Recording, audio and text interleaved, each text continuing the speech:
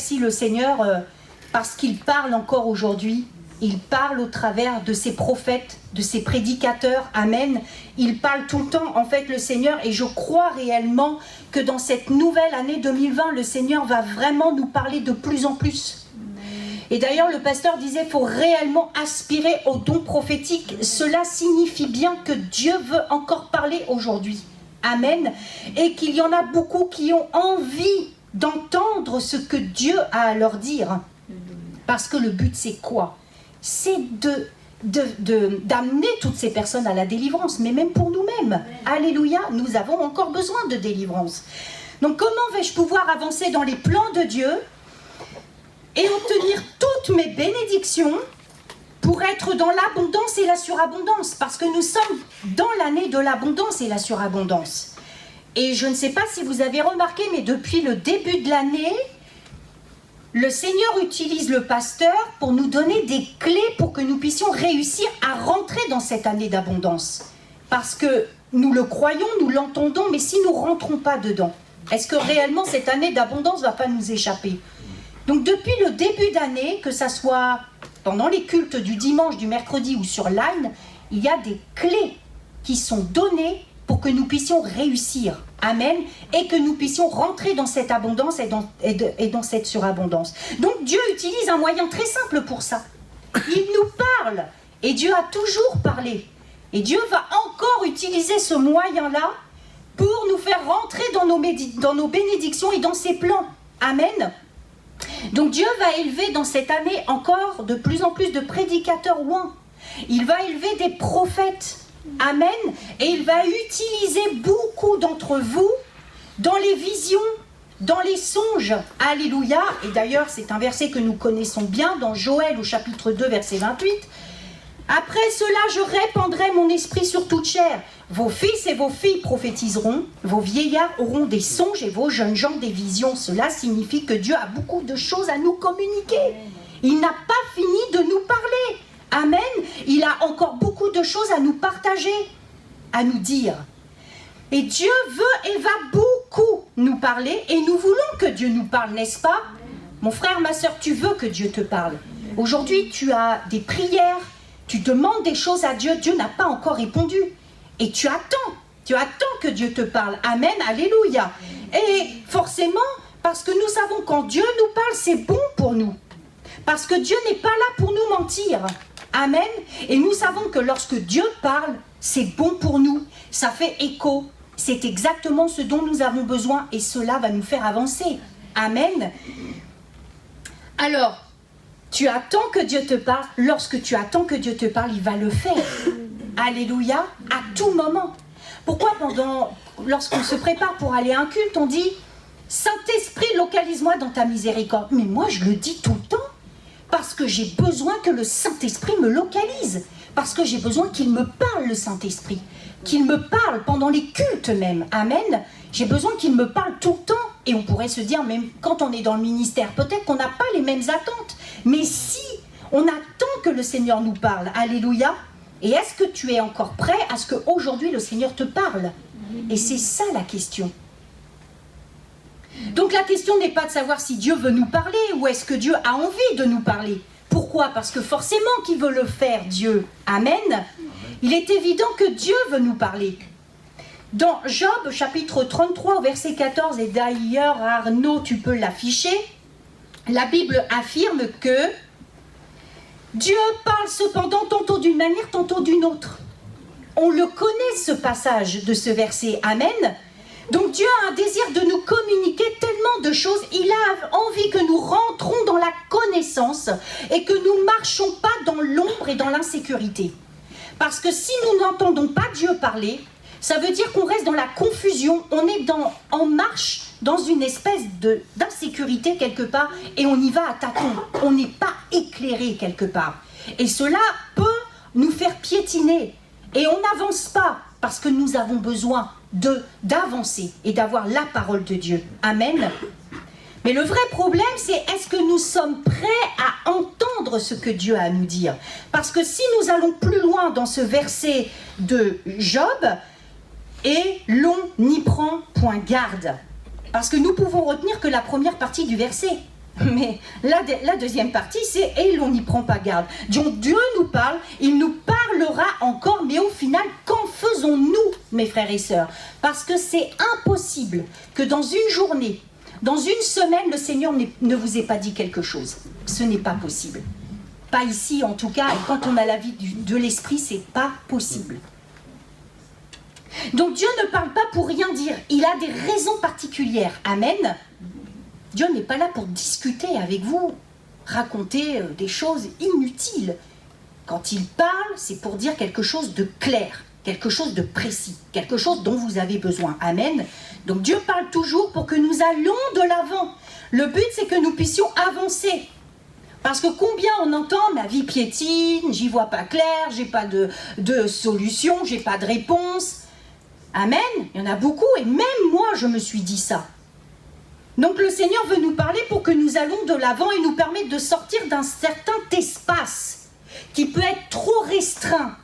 Et Dieu à un moment a dit, ok, tu as fait ce que tu avais faire dans cet espace, mais maintenant cet espace est trop étriqué pour toi. Et il veut te sortir aussi d'une zone de confort.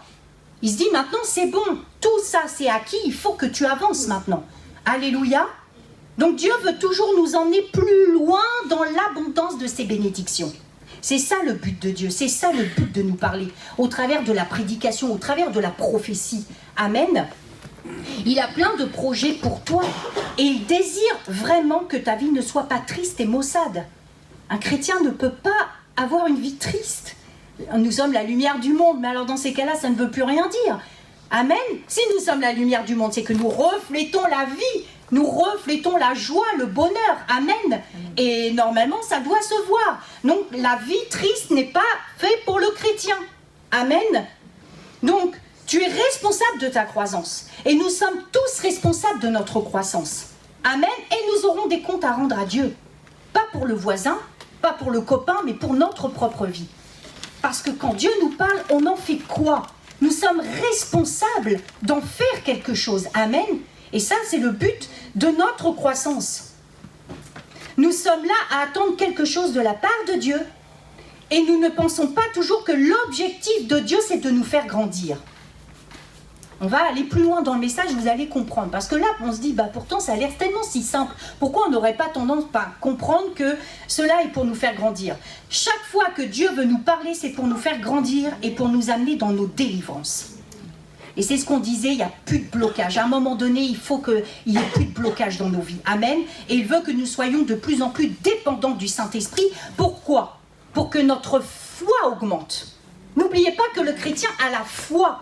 On ne parle pas de la foi humaine, on parle de la foi qui vient du royaume des cieux. Amen. Il désire que nous volions de nos propres ailes et que nous stoppons d'être au crochet des autres. Toujours dépendre des autres. Allô, est-ce que tu as prié pour moi? Est-ce que tu as reçu quelque chose pour moi? Pasteur, prie pour moi. Est-ce que tu as reçu quelque chose pour moi? Le Saint-Esprit ne veut pas ça. Il veut vous parler. Et s'il y a bien une période où il ne faut pas avoir nos signaux, c'est dans cette période, c'est dans cette génération, c'est dans cette nouvelle décennie qui s'avance devant nous. C'est là où il faut avoir du réseau avec Dieu, c'est aujourd'hui. Si vous voyez, nos signaux, c'est pas bon, pas aujourd'hui. Les choses vont aller de plus en plus vite. Le Saint-Esprit va vouloir beaucoup nous parler pour que nous puissions, comme disait le pasteur, suivre le mouvement du Saint-Esprit. Si nous sommes en décalage, on va perdre du temps et il y a des choses qui ne vont pas bien se passer. Et nous sommes dans une nouvelle décennie qui s'annonce et les choses vont s'accélérer maintenant. Et le Seigneur a besoin de nous. Il a besoin de nous. Mais est-ce que je suis prêt à vraiment entendre ce que Dieu a à me dire? Est-ce que je suis prêt à ça? Jean chapitre 16, versets 12 et 13, que nous dit la Bible? Jean chapitre 16, versets 12 et 13. J'ai encore beaucoup de choses à vous dire. Qui parle à cet instant? C'est le Seigneur Jésus. Le Seigneur dit, j'ai encore beaucoup de choses à vous partager, à vous dire. Mais vous ne pouvez pas les porter maintenant. Quand le Consolateur sera venu, l'Esprit de vérité, il vous conduira dans toute la vérité.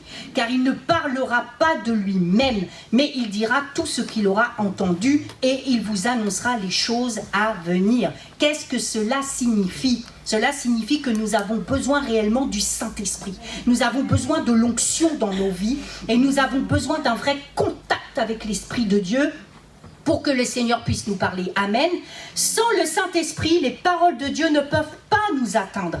Ce n'est pas possible. Pour que ces paroles nous atteignent et pour les comprendre, pour les accepter et pour rentrer dans toute la volonté parfaite du Seigneur, c'est de la personne du Saint-Esprit dont nous avons besoin. Dans la grande majorité des cas, Dieu veut nous parler pour nous faire progresser. Et dans la plus grande majorité des cas, eh bien, la chair n'est pas prête à entendre ce que Dieu a à nous dire. Elle s'oppose à la pensée de l'Esprit.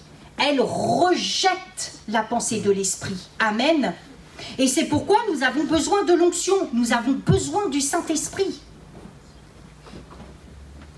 Chaque fois que le Saint-Esprit est plus intime avec vous, à ce moment-là, Dieu peut commencer à vous parler. Le Saint-Esprit, c'est la clé pour que vous puissiez être connectés au bon réseau. Parce qu'il y a un combat avec la chair. Et pas forcément toujours avec le diable, mais avec nous-mêmes, avec notre chair, qui s'oppose fortement à la pensée de l'Esprit. Parce que la chair, elle aime bien sa zone de confort.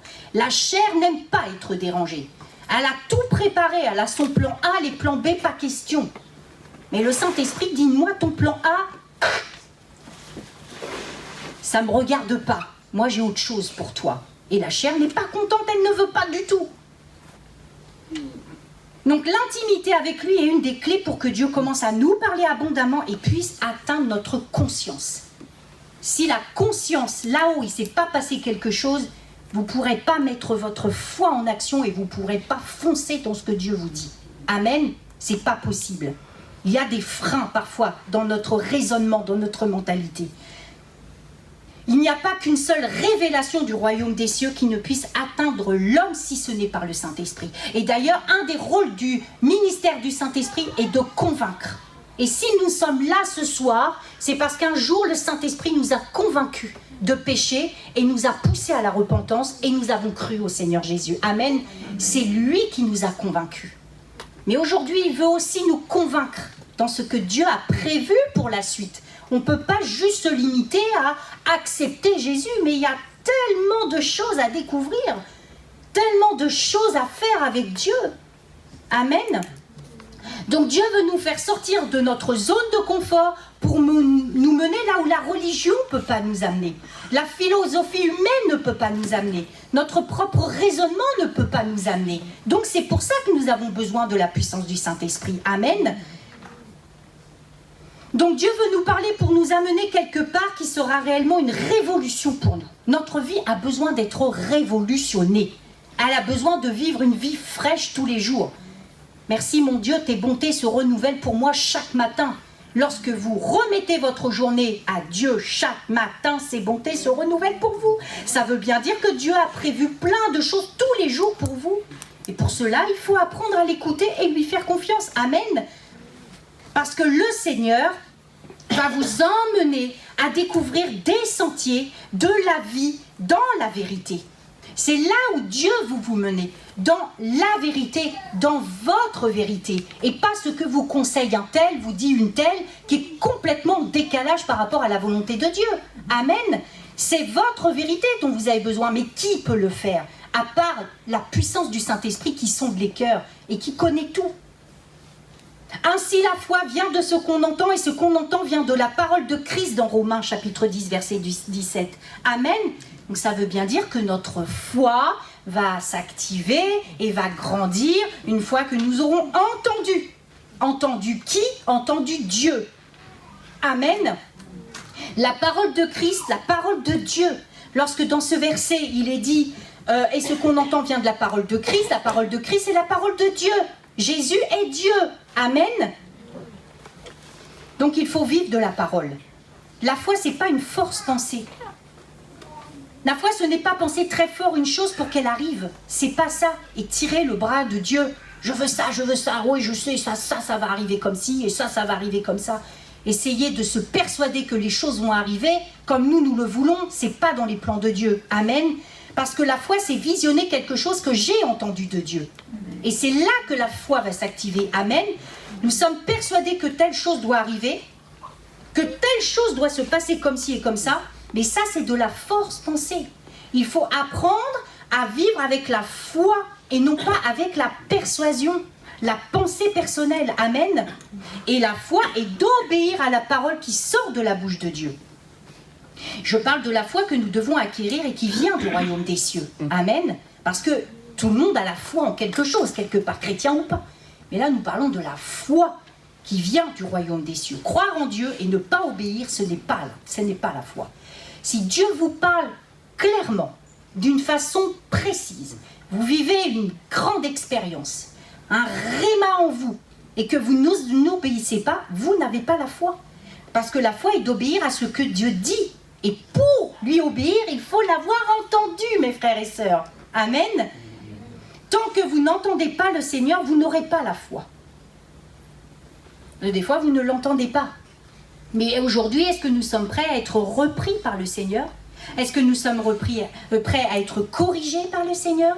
Est-ce que nous sommes prêts à changer de cap, de mentalité et de nous sortir de tous ces chemins tortueux qui ne mènent pas dans le royaume des cieux?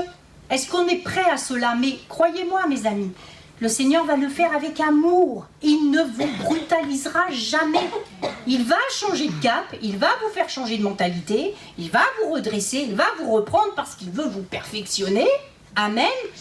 Mais toujours avec amour. Jamais comme un tyran avec dureté. Dieu est amour. Et il nous propose par sa parole d'être redressé et de changer de cap. Amen. C'est ce qu'il nous propose.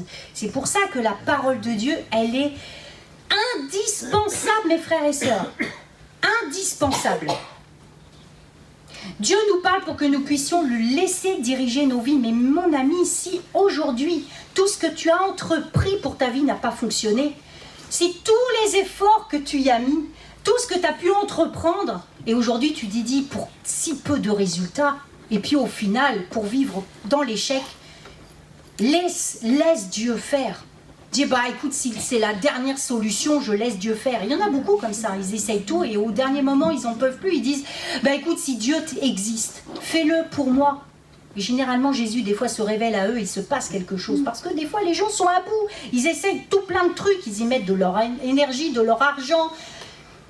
Et rien ne fonctionne comme ils le veulent. Donc aujourd'hui, si tu es dans ce cas-là, laisse Dieu diriger ta vie. Fais au moins, essaye ça et tu verras comment Dieu va faire. Amen. Donc si tu as toujours dirigé ta vie et que rien ne se passe, laisse Dieu faire. Ce soir, laisse-le faire. Il est impossible que Dieu permette... des fois, effectivement, Dieu permet le silence. On dit, des fois, on n'entend pas Dieu parler. Oui, effectivement, il ne parle pas. Mais généralement, ça ne dure pas des années. C'est pour un temps. Pourquoi Dieu permet le silence, à votre avis? C'est parce qu'il faut comprendre comment Dieu travaille avec nous. Parce qu'il ne nous parle pas 24 heures sur 24. Il y a des moments... Dieu dit, là je te laisse un petit peu tranquille, pendant un jour ou deux, pendant une semaine, je ne parle pas. Et quand il permet le silence, il veut tout simplement nous laisser nous débattre, pour que nous trouvions nous-mêmes des solutions et que nous apprenions à nous battre dans la vie. Parce qu'il veut que nous volions de nos propres ailes, il veut aussi que nous puissions faire nos propres expériences, et il y a un moment donné, il veut aussi regarder comment nous avons confiance en lui. Parce que s'il nous parle tout le temps, dans ces cas-là, c'est beaucoup plus facile. Mais s'il dit là, je fais silence et je vois comment tu te débrouilles, le Seigneur va beaucoup observer. Et c'est pas qu'il se détourne complètement de notre vie et que, on n'a plus d'intérêt pour lui. Il va beaucoup observer. Amen. Et il va regarder comment on se débrouille. Et à un moment donné, lorsque Dieu va faire silence pendant un moment, il va nous parler. Et là, lorsqu'il va nous parler, on va dire, tu me parles. Je dois faire attention à ce que tu me dis parce que j'attends tellement là depuis quelques jours, depuis quelques semaines, tu me dis rien. Maintenant que tu me parles, oui, je vais être attentif. Et Dieu va vouloir que la parole qu'il vous donne, vous en fassiez quelque chose, vous soyez attentif et que vous en fassiez quelque chose de glorieux de cette parole. Parce que c'est le seul moyen qu'il trouve pour que ils disent, je suis là. Et vous dites, oui, ça y est, ok, t'es là. Amen. Donc Dieu attend aussi le moment où il veut parler. Dieu, comme il ne parle pas pour rien dire et qu'il parle toujours au bon moment, il attend aussi que vous soyez prêts. Donc, on peut prendre l'exemple de la foi d'Abraham, n'est-ce pas? Parce qu'Abraham est l'homme de Dieu par excellence qui a expérimenté le domaine de la foi. Amen. Alléluia. Merci pour ce grand homme de vœux. Parce que lui, il est arrivé à un haut niveau dans la foi. Alléluia. Mais comment lui, il a trouvé la foi? Parce qu'il a entendu les promesses de Dieu. Et lorsqu'il a entendu les promesses de Dieu, c'est ça qui lui a donné les directives pour entreprendre. Amen. Et pour faire les bons choix. Et il a entendu le Seigneur lui parler. Sa foi vient de ce qu'il a entendu Dieu lui parler. Amen. Donc ne faites rien sans avoir reçu une révélation du Seigneur parce que ça va être l'échec total. Parfois, pour entreprendre, il vaut mieux attendre que le Seigneur vous parle. Amen. Pour réussir. Et pour que vous puissiez avoir la foi pour faire ce que vous avez à faire et que ça fonctionne. Pas un temps, mais que ça fonctionne tout le temps. Amen. Et si vous êtes convaincu, quand Dieu parle, c'est tellement clair que si Dieu vous a convaincu à ce moment-là, vous pourrez alors faire les choses qui dépassera ce que même vous aurez pu imaginer. Parce que la foi va vous permettre d'aller au-delà, d'avoir des performances et des capacités que vous n'aurez pas pensées. Amen. N'oubliez pas la prédication de dimanche, les signes, les prodiges et les miracles. C'est un peu comme ça que ça se passe aussi, par la foi. Amen. Alléluia. Dans Romains chapitre 10, verset 16, « Mais tous n'ont pas obéi à la bonne nouvelle. Aussi Ésaïe dit-il, « Seigneur, qui a cru à notre prédication ?» My God, si vous voulez la foi, écoutez Dieu vous parler. Alléluia. Parce que même là, ils disent, mais tous n'ont pas obéi à la bonne nouvelle. Mais alors, qui a cru à notre prédication au final? Mes frères et sœurs, amen. Écoutons les prédicateurs ouins. Alléluia. Écoutons les prophètes parler. Amen. Donc, si vous voulez la foi, écoutez Dieu vous parler. Cherchez à entendre Dieu. Si vous n'avez pas encore capté comment faire, concentrez-vous. Demandez-lui. Je veux être plus sensible à toi, Seigneur, je veux que tu me parles. Et dans les prédications, premièrement, parce que je sais que c'est au travers des messages, des prédicateurs ouins que tu vas me parler. Amen. Ne vous éparpillez pas à regarder n'importe quoi sur les YouTube, les Facebook. Il y a tout ce qu'il faut ici pour que vous soyez richement nourris et que vous puissiez être édifiés, perfectionnés et avancés dans les plans de Dieu. Concentrez-vous sur les prédicateurs ouins. Amen. Il faut fuir la religiosité. En France, nous sommes trop religieux et il faut être disponible. Amen. Il faut être prêt à ce que le Saint-Esprit bouscule nos habitudes, bouscule ce que nous avons appris jusque-là. Amen. Parce que l'homme naturel ne peut pas recevoir les choses de Dieu. Et il faut être spirituel, car Dieu ne peut parler que dans un langage spirituel, mes frères et sœurs. Il faut donc être dans une disposition de cœur de recevoir le Saint-Esprit. Les enfants sont la joie de leurs parents, mais les filles sont la fierté de leurs parents. Amen. Ne désirez pas être des fils et des filles maintenant, être dans la maturité spirituelle, être spirituel pour entendre Dieu vous parler, pour être plus en contact avec Dieu, dans une communion avec Dieu. Quelle vie extraordinaire. Amen. Passons au stade du Fils maintenant. Soyons spirituels. Acceptons de grandir, mes frères et sœurs. Ne soyons plus au biberon. Acceptons de passer à un niveau supérieur. Comment on passe dans une dimension supérieure? C'est lorsque nous écoutons le message, nous l'avons compris, nous l'acceptons et nous le mettons en pratique. Et c'est là qu'on avance dans une dimension supérieure. Sinon, la vie, elle s'arrête à la première marche. C'est impossible d'accéder à la seconde marche. Beaucoup se demandent pourquoi Dieu ne leur parle pas. Mais tout simplement parce qu'ils ne sont pas spirituels. Tout simplement. Donc pendant la prédication, qu'est-ce qui va se passer pour ces personnes qui ne sont pas spirituelles? Il y a un moment, il y a une onction forte dans la prédication. Ils s'endorment. Ou qu'est-ce qui va se passer? Pouf, la pensée va se connecter ailleurs. Allez, sortie complètement d'ici. Pense à la maison, etc. À toutes sortes de pensées qu'on peut avoir. Passons les détails. Donc ils ne sont plus concentrés et ils ne veulent pas se concentrer parce qu'ils ne sont pas spirituels. Et après on se dit, tiens, le frère il dort pendant le culte. Ah, la sœur elle s'est assoupie. Et elle dit, tu penses à quoi là? Je te vois là. Mais parce qu'ils sont déconnectés du message, ils ne peuvent pas, ils ne sont plus concentrés. Et pourtant à ce moment-là, Dieu veut leur parler. Mais pouf, ils s'éteignent, ils se mettent en off, mode off. Donc ils repartent exactement identiques et leur vie n'a pas changé. Et ils se disent, bah, je perds mon temps parce que quand je viens à l'église, quelque part, ma vie est toujours la même. Amen. Et il y en a qui refusent les prophéties. Donc ils se déconnectent pendant les prédications ointes. Et il y en a qui refusent les prophéties. Et ils disent, la prophétie était une fausse prophétie. Alors que la prophétie est authentique, mais ils la rejettent. Mais si la prophétie est toujours en accord avec la parole de Dieu, c'est que c'est une prophétie authentique. Amen. Donc les prophéties ne devraient jamais contredire la parole de Dieu. S'il y a une prophétie, analysez-la. Si elle va dans du sens de Dieu, du cœur de Dieu, de la parole de Dieu, c'est le même esprit qui travaille. C'est le même esprit qui travaille dans la prédication et c'est le même esprit qui travaille dans la prophétie. Amen. Donc il faut l'analyser, il faut l'accepter. Parce que c'est sûr que elles sont aussi sûres que les Écritures, ces prophéties-là. Ça ne peut pas être une fausse prophétie. Donc si Dieu vous parle par prophétie, analysez-la, détectez. Waouh, oui, ça va là. Amen. Parce que des fois, il y en a, ils disent, mais on a prophétisé sur ma vie, il n'y a eu aucun résultat. Mais il faut rentrer dans cette prophétie. Ça ne veut pas dire que la prophétie était fausse. Et je vous exhorte parce qu'il va y avoir l'onction prophétique de plus en plus.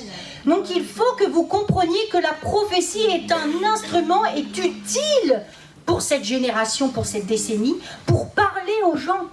Mais il faut aussi que vous soyez disponibles. Demandez au Seigneur que le Saint-Esprit vous localise et qu'il vous apporte des paroles de prophétie. Mais ouvrez votre cœur, ne fermez pas votre cœur à la prophétie.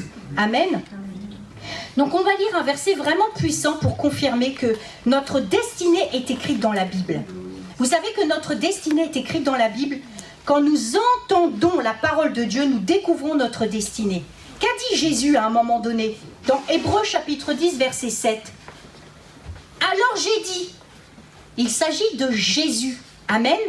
Voici, je viens, dans le rouleau du livre, il est question de moi pour faire, ô Dieu, ta volonté. C'est puissant. Il y a un moment donné, Jésus, il disait, mais dans le rouleau qu'on lit, on est en train de lire à la synagogue, on est en train de parler de moi. Et une fois qu'il a reçu cette révélation, sa vie a complètement été transformée. Il a commencé à partir dans ses trucs, ses parents ont commencé à lui courir après, il est où Jésus, on le cherche partout. Parce que ça y est, c'était une révélation, il s'est dit, je comprends pourquoi je suis ici sur terre. Amen. Et c'est là qu'il a démarré son ministère. Donc on ne peut pas dire à Dieu, je viens, si nous n'avons pas entendu Dieu nous parler. Amen. C'est impossible. Donc il vous faut le Réma. Et le Réma a transformé sa vie et l'a amené dans sa destinée. Vous avez besoin du Réma. Le Réma. N'oubliez jamais ce mot, la révélation. Amen. La révélation. Donc, n'ayez pas peur d'entendre Dieu vous parler. Que ça vous plaise ou non, acceptez. C'est toujours pour votre bien. Parce qu'à partir de maintenant, Dieu va beaucoup vous parler. Mais uniquement pour votre bien et que vous rentrez dans votre destinée, que vous ne voyez pas les autres défiler un à un et attraper leur bénédiction et vous, non mais attends, tu as des chouchous Seigneur ? Non, le Seigneur dira, mais écoute ce que j'ai à te dire et arrache-toi aussi tes bénédictions et rentre dans les plans que j'ai prévus pour toi. Amen. Amen, alléluia, on va se lever.